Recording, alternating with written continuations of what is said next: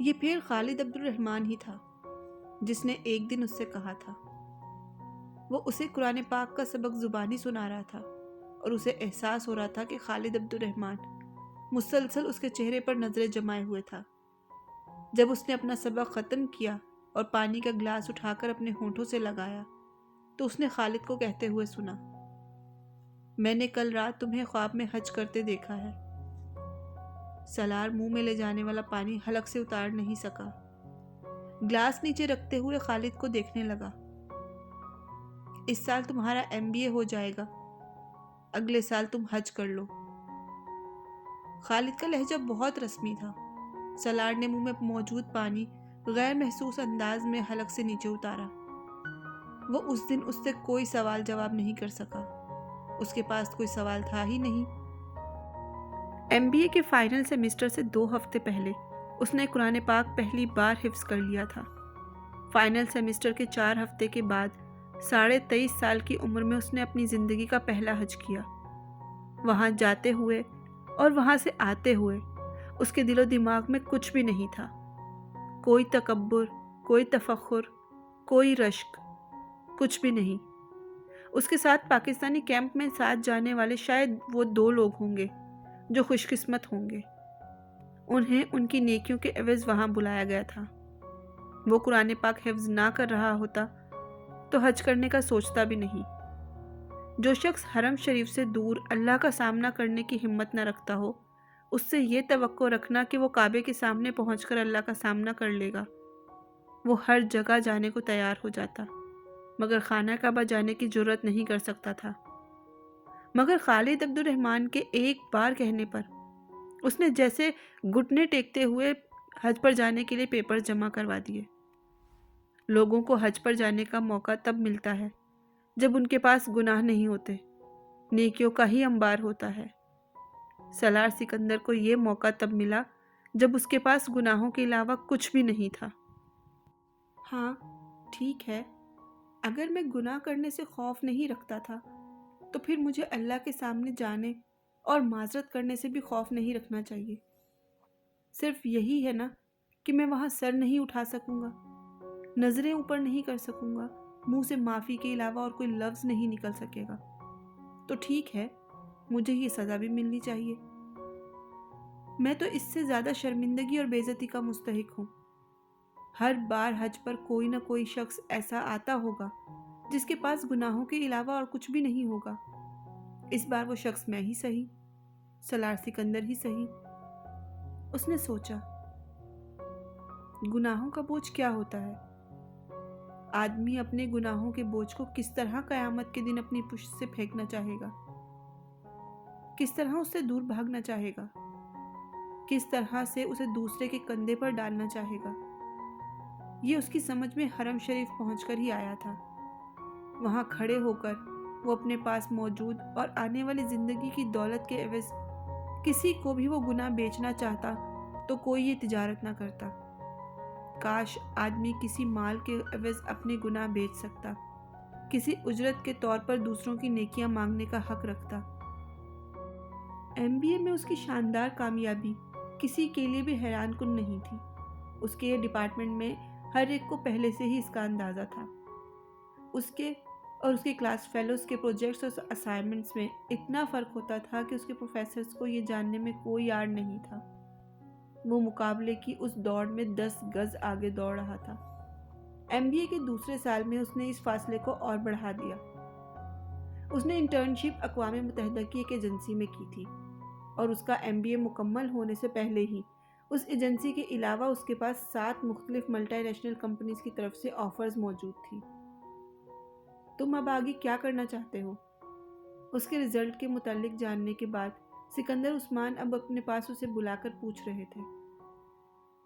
میں بس واپس امریکہ جا رہا ہوں۔ میں یونائٹڈ نیشنز کے ساتھ ہی کام کرنا چاہتا ہوں، لیکن میں چاہتا ہوں کہ تم اپنا بزنس شروع کرو، میرے بزنس میں شامل ہو جاؤ۔ سکندر عثمان نے اس سے کہا، پاپا میں بزنس نہیں کر سکتا، بزنس والا ٹیمپرمنٹ نہیں ہے میرا۔ میں جاب کرنا چاہتا ہوں اور میں پاکستان میں بھی رہنا نہیں چاہتا۔ سکندر عثمان حیران ہوئے۔ تم نے پہلے کبھی ذکر نہیں کیا کہ تم پاکستان میں رہنا نہیں چاہتے؟ تم مستقل طور پر امریکہ میں سیٹل ہونا چاہتے ہو؟ پہلے میں نے امریکہ میں سیٹل ہونے کے بارے میں نہیں سوچا تھا، لیکن اب میں وہیں رہنا چاہتا ہوں۔ کیوں؟ وہ ان سے کہنا نہیں چاہتا تھا کہ پاکستان میں اس کا ڈپریشن بڑھ جاتا ہے۔ وہ مسلسل امامہ کے بارے میں سوچتا رہتا ہے۔ وہاں ہر چیز اسے امامہ کی یاد دلاتی تھی۔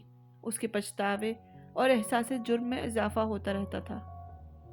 میں یہاں ایڈجسٹ نہیں کر سکتا۔ سکندر عثمان کچھ دیر اسے دیکھتے رہے۔ حالانکہ میرا خیال ہے کہ تم ایڈجسٹ کر سکتے ہو۔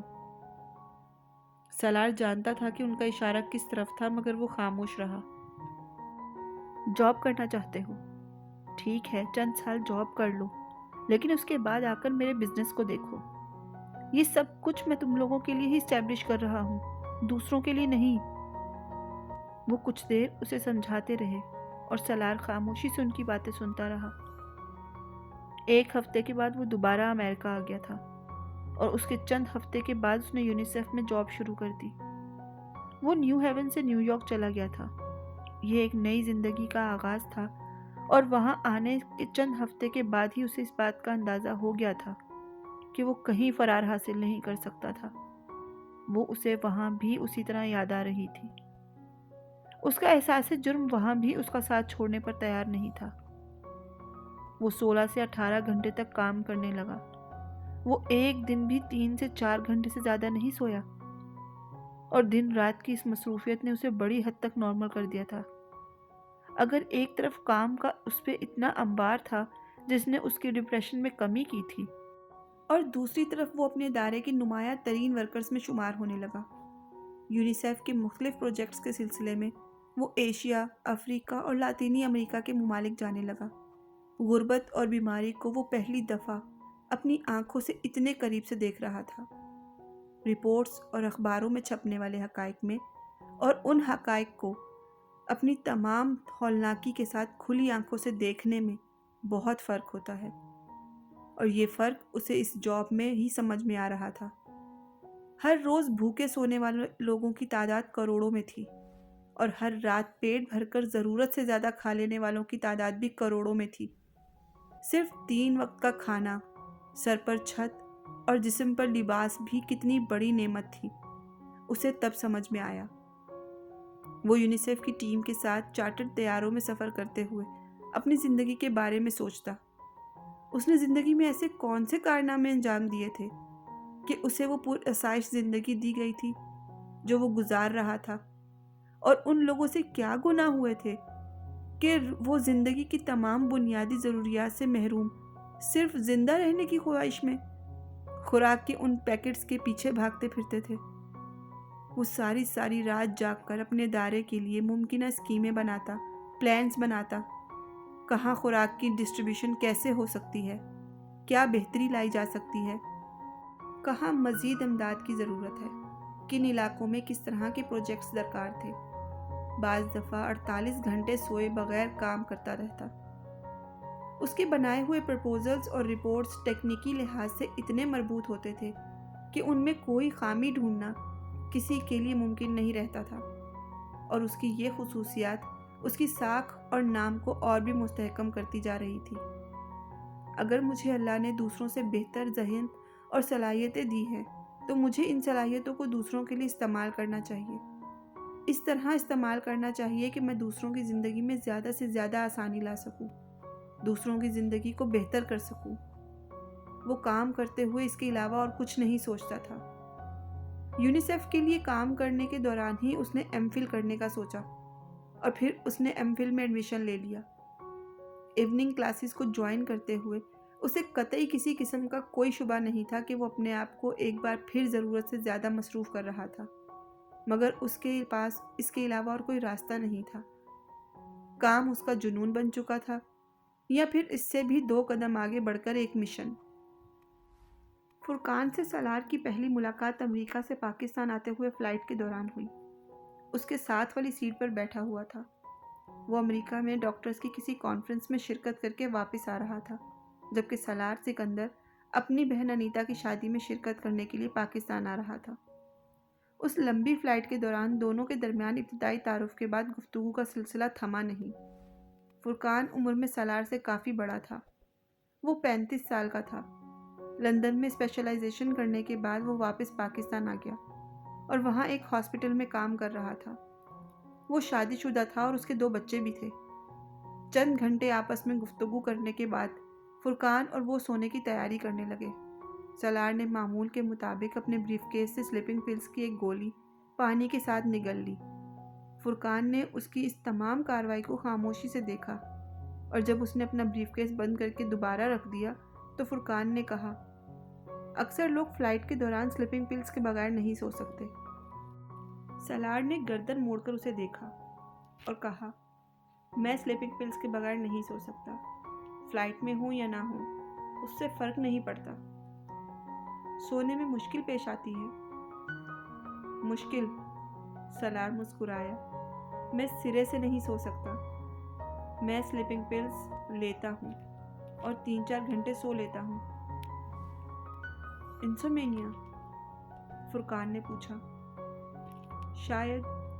मैंने डॉक्टर से चेकअप नहीं करवाया, मगर शायद यही है। सलार ने कदरे लापरवाही से कहा। तुम्हें चेकअप करवाना चाहिए था। इस उम्र में इंसोमेनिया? ये कोई बहुत सेहतमंदी वाली अलामत नहीं है। मेरा ख्याल है तुमने काम के पीछे अपने आप को जुनूनी बना लिया है और इसी वजह से तुमने अपने सोने की नॉर्मल रूटीन को ख़राब कर लिया है। फुरकान अब किसी डॉक्टर की तरह बोल रहा था। वो मुस्कुराते हुए सुनता रहा। वो उसे बता नहीं सकता था कि अगर वो रात दिन मुसलसल काम ना करे तो वो उस एहसास जुर्म के साथ ज़िंदा नहीं रह सकता था। वो उसे ये भी नहीं बता सकता था कि वो स्लीपिंग पिल्स के बगैर सोने की कोशिश करे तो वो इमामा के बारे में सोचने लगता है, इस हद तक कि उसे अपना सर दर्द से फटता हुआ महसूस होने लगता है। कितने घंटे काम करते हो एक दिन में? 18 घंटे, बाज़ दफ़ा 20। My goodness. और कब से? 2-3 साल से। और तब से ही नींद का मसला होगा तुम्हें। मैंने ठीक अंदाज़ा लगाया। तुमने खुद अपनी रूटीन ख़राब कर ली है, वरना इतने घंटे काम करने वाले आदमी को तो ज़हनी थकन ही एक लंबी और पुरसुकून नींद सुला देती है। ये मेरे साथ नहीं होता, सलार ने मध्यम लहजे में कहा। यही तो तुम्हें जानने की कोशिश करनी चाहिए। अगर ये तुम्हारे साथ नहीं होता तो क्यों नहीं होता? सलार उससे ये नहीं कह सका कि वो वजह जानता है। कुछ देर की खामोशी के बाद फुरकान ने उससे कहा, मैं अगर तुम्हें कुछ आयतें बताऊं रात को सोने से पहले पढ़ने की तो तुम पढ़ सकोगे? क्यों नहीं पढ़ सकूंगा? नहीं, असल में तुम्हारे और मेरे जैसे लोग जो ज़्यादा पढ़ लेते हैं और ख़ास तौर पर तालीम मगरिब में हासिल करते हैं तो वो ऐसी चीज़ों पर यकीन नहीं रखते या उन्हें प्रैक्टिकल नहीं समझते। फुरकान ने वजाहत की। फुरकान, मैं हाफिज़ कुरान हूँ, सलार ने इसी तरह लेटे हुए पुरसुकून अंदाज में कहा। और फुरकान को तो जैसे करंट लगा। मैं रोज़ रात को सोने से पहले एक सिपारा पढ़कर सोता हूँ। मेरे साथ यकीन या एतमाद का कोई मसला नहीं है। मैं भी हाफिज़ कुरान हूँ, फुरकान ने बताया। सलार ने गर्दन मोड़कर मुस्कुराते हुए उसे देखा और ये यकीनन एक खुशगवार इत्तेफाक था। अगरचे फुरकान ने दाढ़ी रखी हुई थी मगर सलार को फिर भी ये अंदाज़ा नहीं हो पाया था कि वो हाफिज़ कुरान है। फिर तो तुम्हें इस तरह का कोई मसला नहीं होना चाहिए। कुरान पाक की तिलावत करके सोने वाले इंसान को नींद ना आए, ये मुझे अजीब लगता है। सलार ने फुरकान को बुड़बुड़ाते हुए सुना। वो अब अपने हवासों को हल्का हल्का सा मफलूज पा रहा था। नींद उस पर गलबा पा रही थी। उसने आंखें बंद कर ली। तुम्हें कोई परेशानी है? उसने फुरकान की आवाज़ तो सुनी मगर वो नींद की गोलियों के ज़ेर असर ना होता तो मुस्कुराकर इनकार कर देता, मगर वो जिस हालत में था उसमें वो इनकार नहीं कर सका।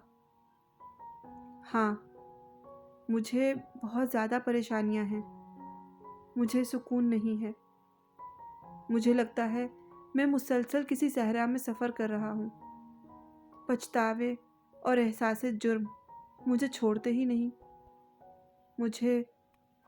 मुझे किसी पीरे कामिल की तलाश है जो मुझे इस तकलीफ से निकाल दे, जो मुझे मेरी ज़िंदगी का रास्ता दिखा दे।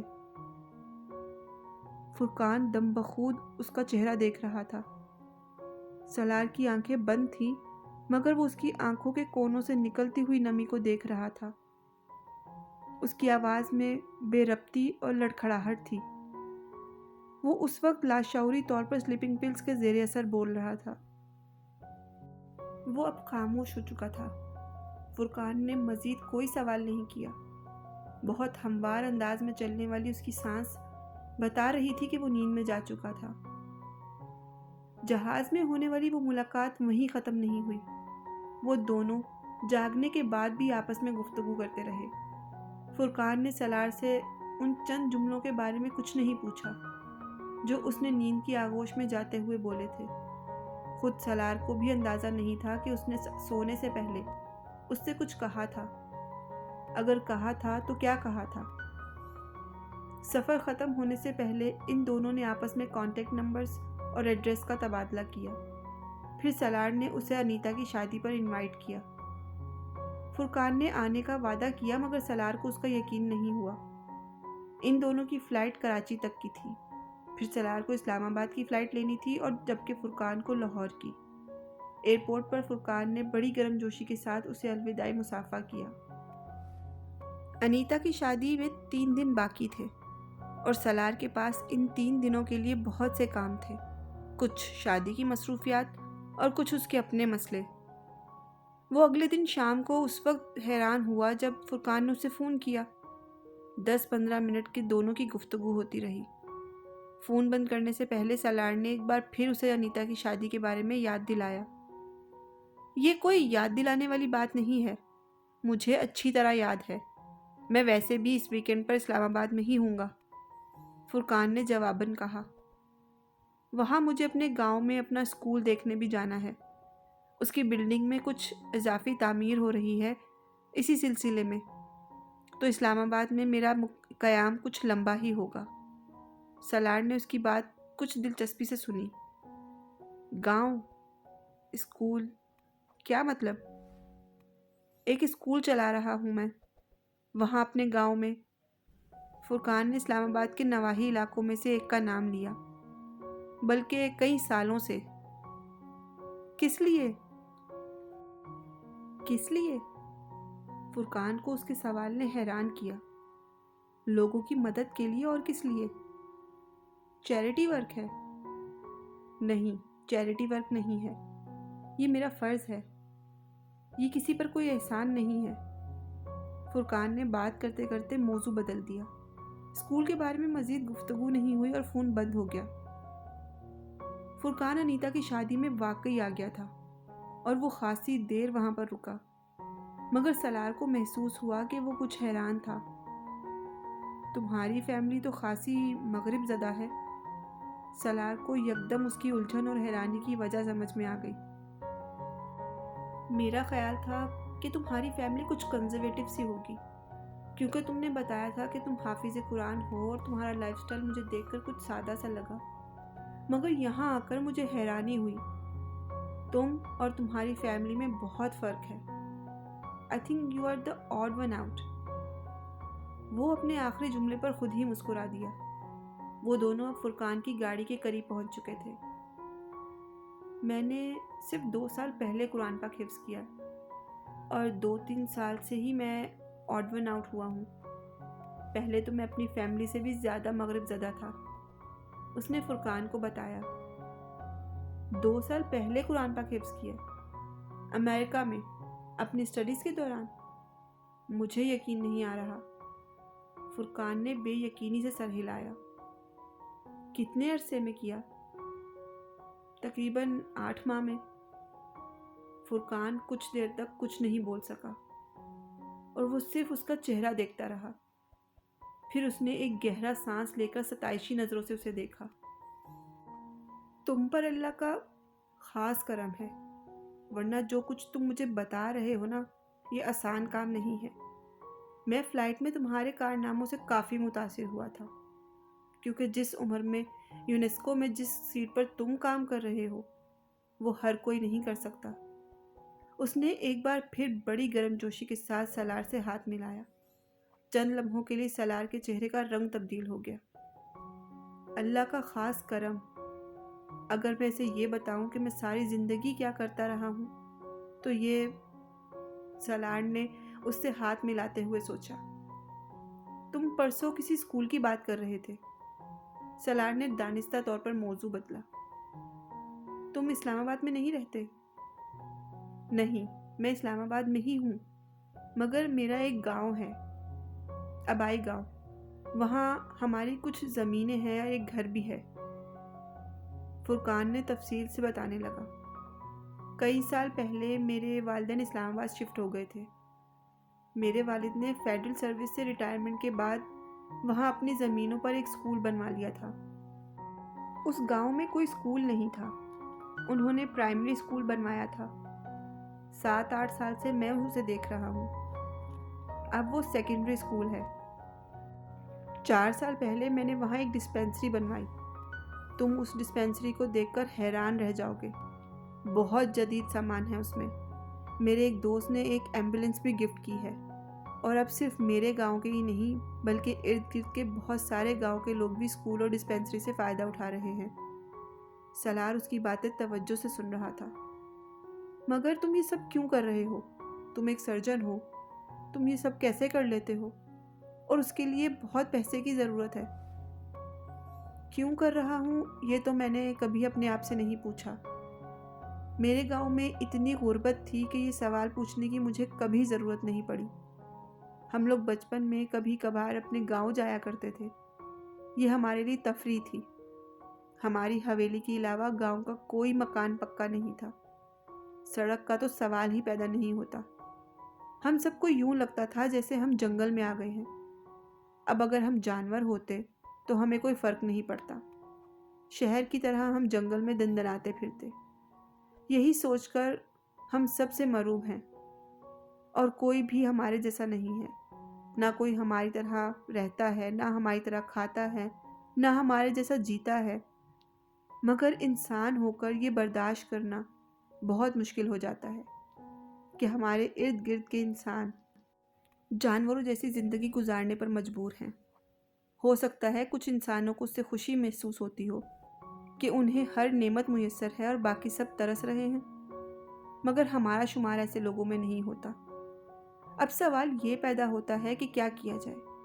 میرے پاس کوئی جادو کی چھڑی تو تھی نہیں کہ میں اسے ہلاتا اور سب کچھ بدل دیتا، اور نہ ہی کوئی بے شمار وسائل۔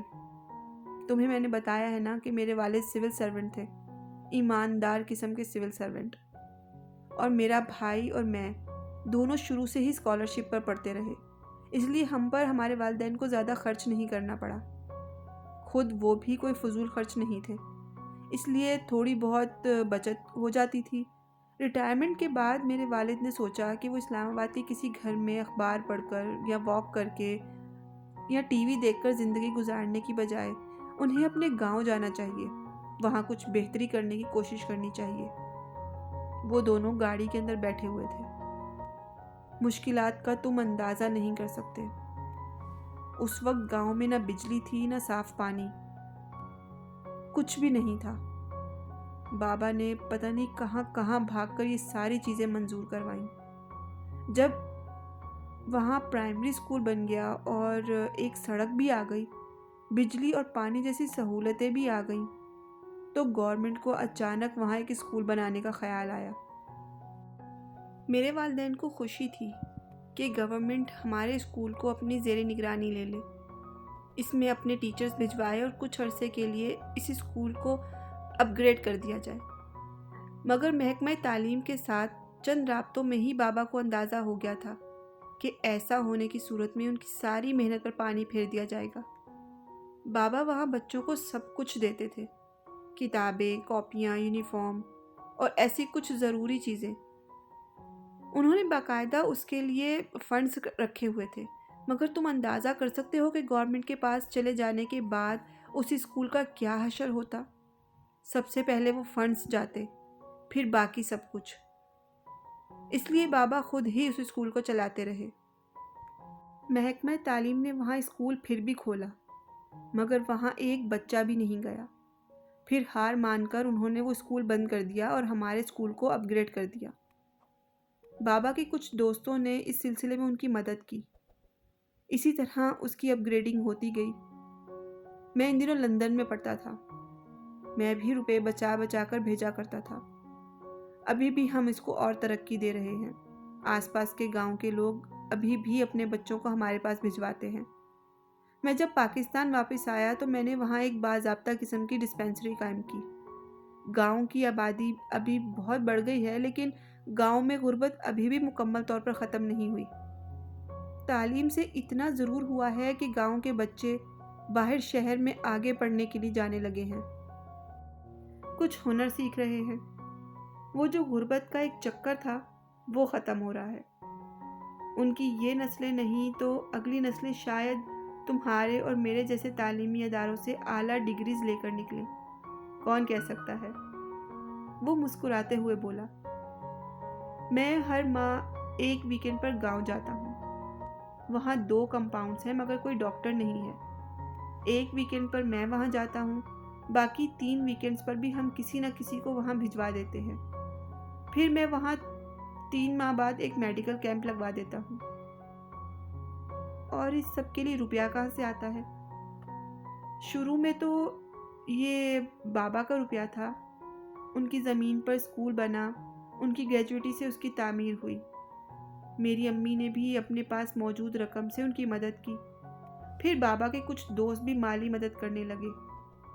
اس کے بعد میں اور مہران بھی شامل ہو گئے۔ پھر میرے کچھ دوست بھی۔ میں اپنی انکم کا ایک خاص حصہ گاؤں بھجواتا ہوں۔ اس سے ڈسپینسری بڑے آرام سے چلتی رہتی ہے، اور جو ڈاکٹرز وہاں مہینے کے 3 ویکینڈز پر کام پر جاتے ہیں وہ کچھ چارج نہیں کرتے۔ ان کے لیے یہ سوشل ورک ہے۔ میڈیکل کیمپس بھی اسی طرح کے لگ جاتے ہیں، اور اسکول کے پاس اتنے فکس ڈپازٹ ہو چکے ہیں، اور ان سے آنے والی رقم ٹیچرز کی تنخواہ اور دوسرے اخراجات کے لیے کافی ہوتی ہے۔ ہم چند سالوں میں وہاں ٹیکنیکل ایجوکیشن کے لیے بھی کچھ کام کرنا چاہتے ہیں۔ تم کب جا رہے ہو وہاں؟ میں تو صبح نکل رہا ہوں۔ اگر میں تمہارے ساتھ جانا چاہوں تو؟ موسٹ ویلکم، مگر کل تو ولیمہ ہوگا، تم یہاں مصروف ہوگے۔ فرقان نے اسے یاد دلایا۔ ولیمہ تو رات کو ہے، سارا دن تو میں فارغ ہی ہوں گا۔ کیا رات تک پہنچنا مشکل ہوگا؟ نہیں، بالکل بھی نہیں۔ تم بہت آسانی سے پہنچ سکتے ہو۔ صرف صبح کچھ جلدی نکلنا پڑے گا اگر تم واقعی وہاں چند گھنٹے گزارنا چاہتے ہو، ورنہ پھر تم واپس آ کر خاصے تھک جاؤ گے۔ میں نہیں تھکوں گا۔ میں یونیسیف کی ٹیمز کے ساتھ کیسے کیسے علاقوں میں سفر کرتا رہا ہوں، تمہیں اس کا اندازہ نہیں ہو سکتا۔ میں فجر کے بعد تیار رہوں گا، تم مجھے وقت دو۔ 5:30۔ اوکے، تم گھر سے نکلتے ہوئے مجھے ایک بار موبائل پر کال کر لینا اور 2-3 بار ہارن دینا یہاں آ کر، میں باہر نکل آؤں گا۔ اس نے فرقان سے کہا اور پھر خدا حافظ کہتا ہوا اندر چلا گیا۔ اگلی صبح فرقان ٹھیک 5:30 بجے اس کے گیٹ پر ہارن بجا رہا تھا۔ سالار پہلے ہی ہارن پر باہر تھا۔ تم واپس پاکستان کیوں آ گئے؟ تمہیں انگلینڈ میں بہت آگے جانا تھا۔ گاڑی شہر سے باہر والی سڑک پر بھاگ رہی تھی۔ انہیں سفر کرتے ہوئے آدھا گھنٹہ گزر گیا جب سالار نے اچانک اس سے پوچھا۔ انگلینڈ کو میری ضرورت نہیں تھی، پاکستان کو تھی، اس لیے میں پاکستان آ گیا، فرقان نے بڑے نارمل انداز میں کہا۔ وہاں ایک ڈاکٹر فرقان کے نہ ہونے سے کوئی فرق نہیں پڑتا، یہاں ایک ڈاکٹر فرقان کے نہ ہونے سے بہت فرق پڑتا ہے۔ یہاں میری خدمات کی ضرورت ہے، اس نے آخری جملے پر زور دیتے ہوئے کہا۔ مگر وہاں اتنے سالوں میں تم بہت آگے جا سکتے تھے، پھر پروفیشنلی بھی تم بہت کچھ سیکھتے، فائنینشلی بھی تم اس پروجیکٹ کے لیے زیادہ روپیہ جمع کر سکتے تھے جو تم نے شروع کیا ہوا ہے۔ آفٹر آل پاکستان میں تم اتنے کامیاب نہیں ہو سکتے، سالار نے کہا۔ اگر कामयाबी से तुम्हारी मुराद पाउंड्स की तादाद और सहूलतों से है तो हाँ, वहाँ और यहाँ का मुकाबला कोई नहीं कर सकता। लेकिन अगर तुम्हारा इशारा इलाज की तरफ है तो मैं यहाँ ज़्यादा लोगों को ज़िंदगी बांट रहा हूँ। जो इत्मीनान डॉक्टर अपने सेहतयाब होने वाले मरीज को देखकर हासिल कर सकता है, तुम उसका अंदाज़ा नहीं कर सकते। पाकिस्तान में ऐसे डॉक्टर सिर्फ गिनती के हैं। मैं वहाँ रहकर पैसों का ढेर भी यहाँ भिजवाता रहता तो कोई फ़र्क ना पड़ता। जहाँ एक फ़र्द की कमी होती है वहाँ उस फ़र्द से ही वो कमी पूरी होती है। रुपया या उस जैसी कोई चीज़ उसकी जगह नहीं ले सकती। मैं बहुत काने हूँ, मेरी पूरी फैमिली भी बहुत काने हैं सलार। अगर मैंने कोई चीज़ सीखी है तो सबसे पहले मेरे अपने लोगों के काम आनी चाहिए। मैं अपने लोगों को मरता छोड़कर दूसरे लोगों की ज़िंदगी नहीं बचा सकता। पाकिस्तान में कुछ भी सही नहीं है, सब कुछ ख़राब है, कुछ भी ठीक नहीं। सहूलतों से खाली हॉस्पिटल्स और हद से ज़्यादा करप्ट हेल्थ सिस्टम। जिस बुराई और खामी का सोचो वो यहाँ है। मगर मैं इस जगह को छोड़ नहीं सकता। अगर मेरे हाथ में शिफा है तो फिर सबसे पहले ये शिफा मेरे अपने लोगों के हिस्से में आनी चाहिए। सलार बहुत देर तक कुछ नहीं बोल सका और गाड़ी में यकदम खामोशी छा गई। तुमने मुझसे तो ये सवाल पूछ लिया कि मैं पाकिस्तान क्यों आया। क्या अब मैं तुमसे ये सवाल पूछूं कि तुम पाकिस्तान क्यों नहीं आ जाते? फुरकान ने कुछ देर की खामोशी के बाद मुस्कुराते हुए कहा। मैं यहाँ नहीं रह सकता, सलार ने बेख्तियार कहा। तुम पैसों और सहूलतों की वजह से कह रहे हो? नहीं, पैसा या सहूलतें मेरा मसला नहीं, न अब न पहले कभी। तुम मेरा फैमिली बैकग्राउंड तो जान चुके हो। फिर कुछ भी नहीं, बस मैं यहाँ नहीं आ सकता, उसने कतई लहजे में कहा। यहाँ तुम्हारी ज़रूरत है,